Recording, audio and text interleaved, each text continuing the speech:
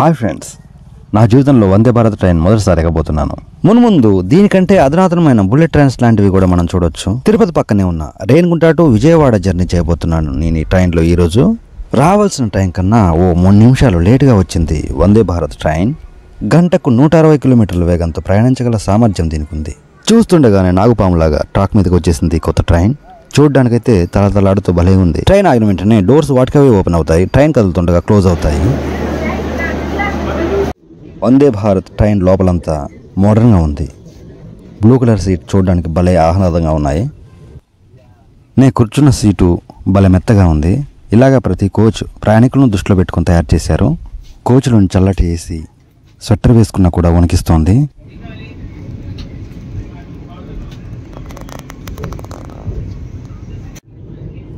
Train లోపల నుంచి చూస్తే బయట పొలాలు, చెరువులు, ఇల్లు, మనుషులు అన్నీ వెనక్కి పారిపోతున్నట్టున్నాయి.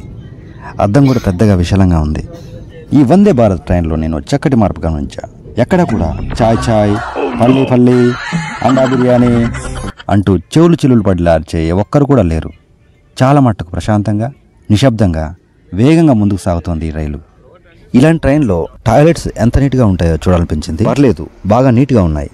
రెగ్యులర్ ట్రైన్స్లో టాయిలెట్స్ అసలు ఊహించలేము, అంత దరిద్రంగా ఉంటాయి.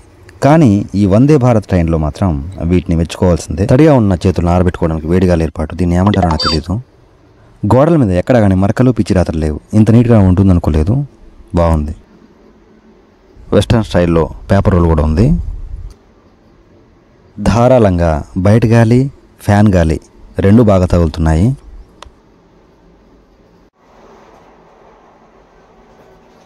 పనాయక చేతులను వాష్ చేసుకోవడానికి ఆటోమేటిక్ హ్యాండ్ వాష్ కూడా ఉంది with good smell.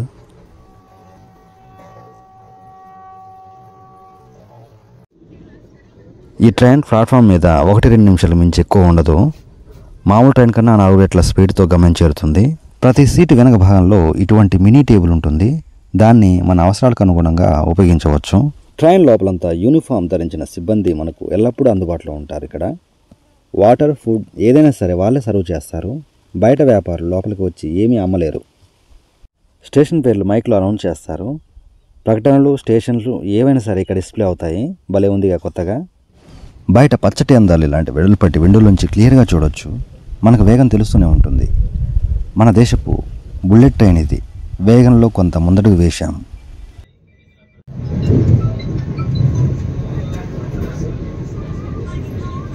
Krishna barrage చూస్తుండగానే మనం విజయవాడకు వచ్చేసాం. తిరుపతి టు విజయవాడ ఓ మామూలు ట్రైన్లో అంటే ఎక్స్ప్రెస్లో 10 అవర్స్ పైగా పడుతుంది. ఈ వందే భారత్ ఎక్స్ప్రెస్లో మాత్రం 5 అవర్స్ మాత్రమే పట్టింది నాకు. రియల్లీ గ్రేట్ కదా. ఈ వందే భారత్ ఎక్స్ప్రెస్ ఎక్కే అవకాశం వస్తే అస్సలు వదులుకోకండి, మంచి ఎక్స్పీరియన్స్. ట్రైన్ ఎంట్రన్స్ దగ్గర నిలబడ్డాను. అవి ఓపెన్ అయినప్పుడు మాత్రమే మనం దిగాల్సి ఉంటుంది. ఈ ట్రైన్ ఎక్కడానికి మనం మామూలుగా IRCTCలో ముందుగా బుక్ చేసుకోవాలి. మీతో పాటుగా ఒక ఆధార్ ప్రూఫ్ ఒకటి ఉంచుకోండి చాలు.